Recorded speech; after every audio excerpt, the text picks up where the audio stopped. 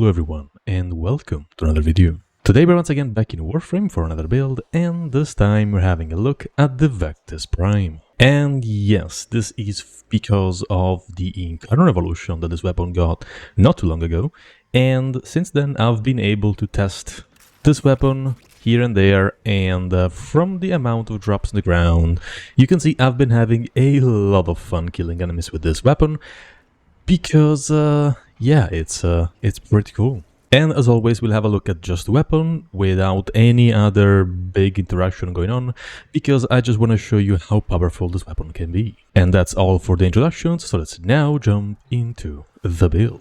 Starting from the Incarnon evolutions. The first evolution will unlock your Incarnon form, and this you just get from equipping the Incarnon adapter on the weapon, and to then activate the Incarnon form in the mission you have to charge the Incarnon meter, which you do by hitting enemies in their weak points, and then when in Incarnon form you can start firing the slowing projectiles that will explode, and they apply guaranteed cold procs, which is really cool. This will help you a lot hitting enemies in the head specifically, because cold will then freeze enemies at 10 stacks, and then the enemies will stop moving around unless they are Eximus units, which only gets slowed a little bit, but even then this weapon will perform amazing against everything and anything that is blocking your path.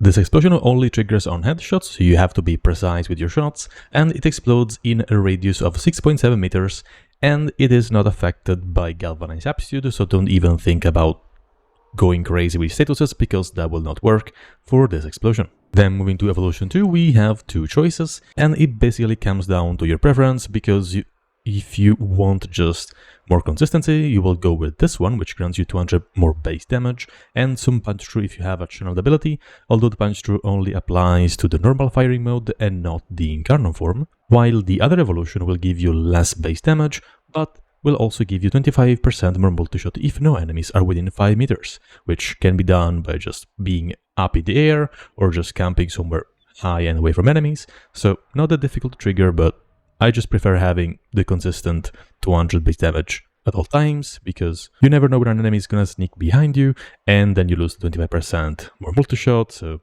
just more consistency. Then for the evolution 3 is actually completely up to you.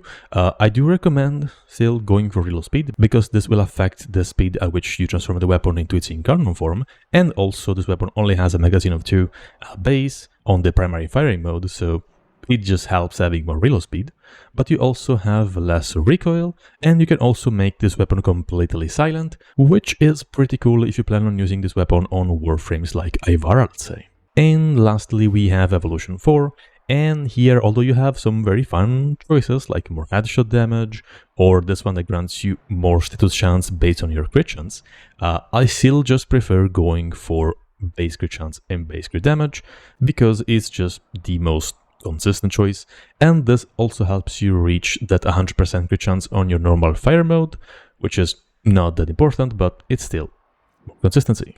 And this is the build I'll be using in today's video. And if you are familiar with Warframe, you know that Prime Chamber can be quite the expensive mod, but this mod is actually not needed specifically in this build. It just makes it deal way more damage than you actually would ever need, but if you don't have this one, you can just replace it with more damage like Serration, or if you have a Raven, you can go with that. And on top of that, having Prime Chamber on this build will make the weapon a bit more gimmicky to play with, but then again it's a lot more damage, because this is a multiplier that happens at the end of everything else that you have on your build, so it just doubles whatever amount of damage you will be dealing, so it is pretty nice to have. But then again, this is Warframe, you deal enough damage. Usually, you don't need to go crazy like this. Moving on, I have Galvanized Chamber for more multi-shot, Galvanized Scope and Critical Delay for more crit chance, and Vital Sense for more critical damage. I am also using Semi-Rifled Cannonade for more damage, punch through, and also to remove any negative effects from Critical Delay. And the base fire rate is already quite high at 2.67, since we have a magazine of 2, so it's not that big of a deal if we don't have more fire rate. Then I'm using Prime Cryo rounds to get a lot more elemental damage. You can go for anything else, just know that whatever element you'll be using will combine with the cold effect that you will proc with the explosion, although the explosion will always apply the cold status onto all the enemies in range of the explosion, so you would in that case apply both statuses. In my case, I just went for the biggest multiplier, and then I'm using Prime Stabilizer because the Incarnon form has quite a kick, so this really helps tune that down quite a lot. If you don't have the Prime version, you can just use the normal one. The difference is only 25%. You won't actually even notice that. The only Prime mod I really recommend getting is gonna be Prime Firestorm, because this will make it so your explosion range is almost 10 meters, which is absolutely massive. And yeah, it's just really cool. Now for the arcane, I am using Primary Frostbite, because since we basically deal cold with everything, and it is incredibly easy to apply 10 stacks of cold to all enemies, this arcane will help us get even more critical damage, and multi-shot stacking up to 40 times, that means 120% more critical damage, and an additional 100% multi-shot, which is just beautiful. That is so much more damage we're getting for basically free. So now we have 120% crit damage from here, another 120% crit damage from here, and we also have cold, which in and of itself will grant us additional critical damage. This is going to be another 0.5 crit damage at 9 stacks, and whenever we reach 10 stacks, that becomes an additional 1x crit damage multiplier that we have on the weapon for completely free. This is a 1x flat additional crit damage multiplier, so it won't be affected by any of your mods, arcanes, or whatever else,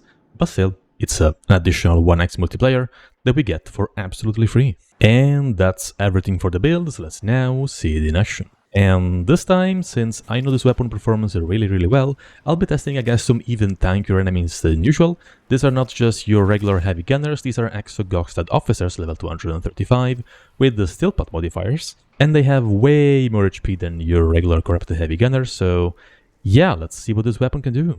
And as always, with all Incarnon weapons, you have to charge the meter, which is that little bar we have underneath our scope. And to do that, you have to hit enemies in their weak spot. So in this case, it's going to be their head. We'll just go and do that real quick, a couple times. And there we go. We now have full charge.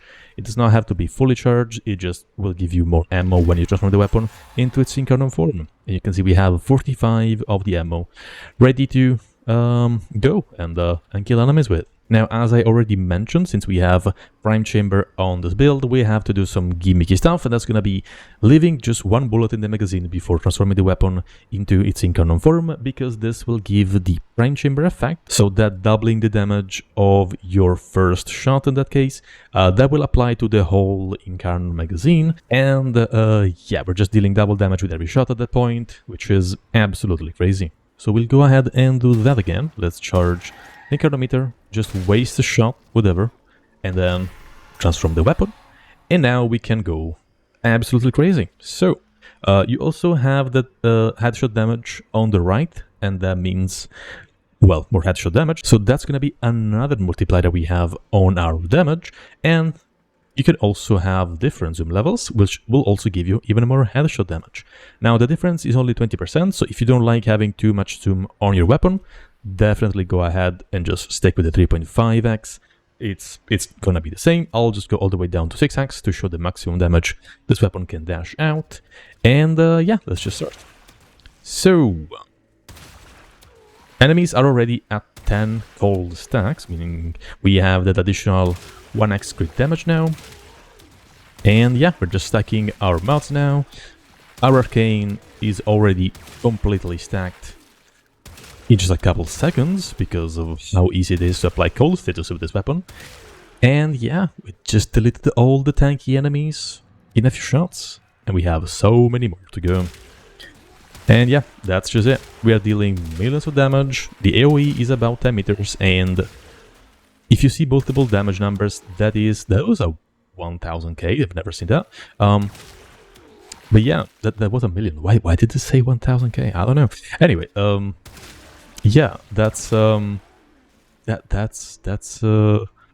yeah, I don't know, I just got distracted by that 1000k. Whatever. Anyways, yeah, this weapon is an absolute monster, and if you wanna go a little bit crazier, we could start using some abilities. Another 1000k, that is strange. Anyway, yeah, we can start using stuff like Roar, and Roar will also apply before Prime Chamber, so that means we are kind of doubling the amount of damage we get from Roar. So yeah, we're gonna see big damage now. Let's summon some more fresh enemies, because they are gone already.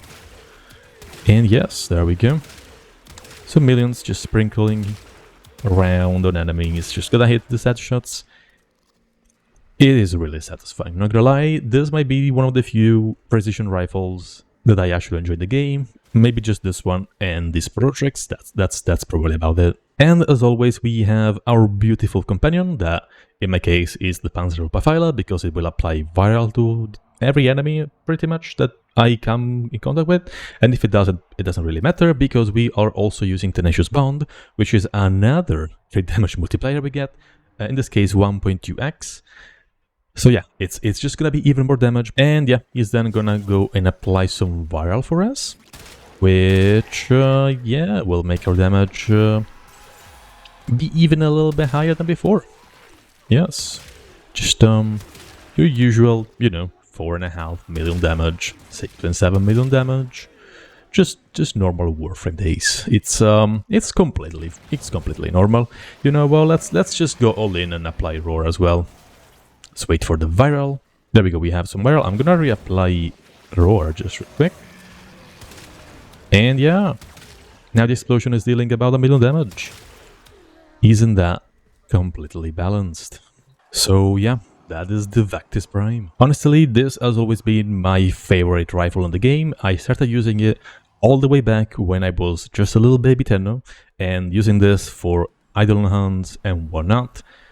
So being able to actually go back and use this weapon in my everyday missions is really cool. Actually, it brings me back, and yeah, I'm just having a lot of fun with it. But that's gonna be pretty much everything for this build. So I'll now leave you guys to the showcase, where I test this weapon for 5 minutes in a Grenadier Stealth plus Survival, so you can see how it performs in a more realistic scenario. If you enjoyed the video, remember to leave a like, and if you like my content, consider subscribing. Thank you so much for watching. I wish you a beautiful rest of the day, and bye bye.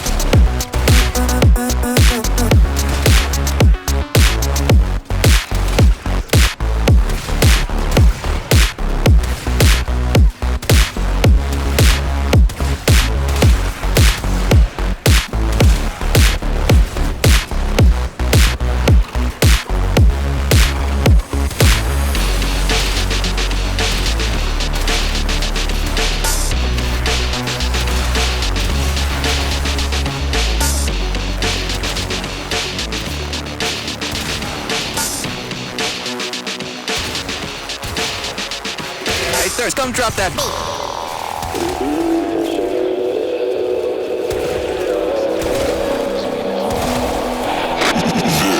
This is a Thirst exclusive.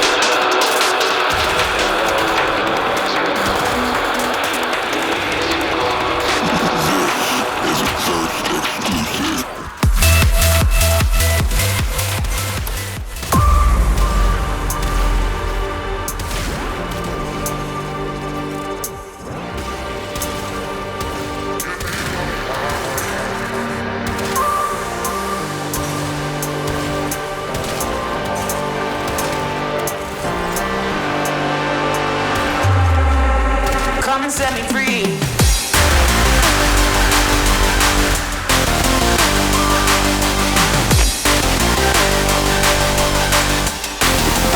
Give me all I need.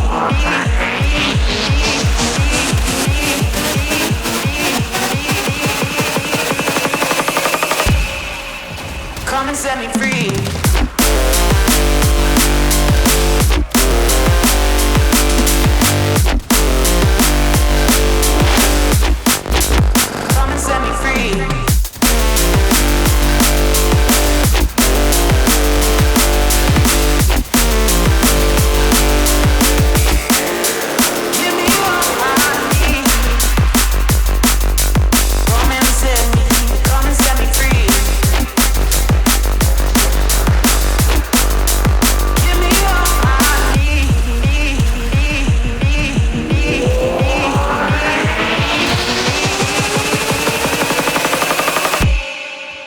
Come and set me free, free, free, free.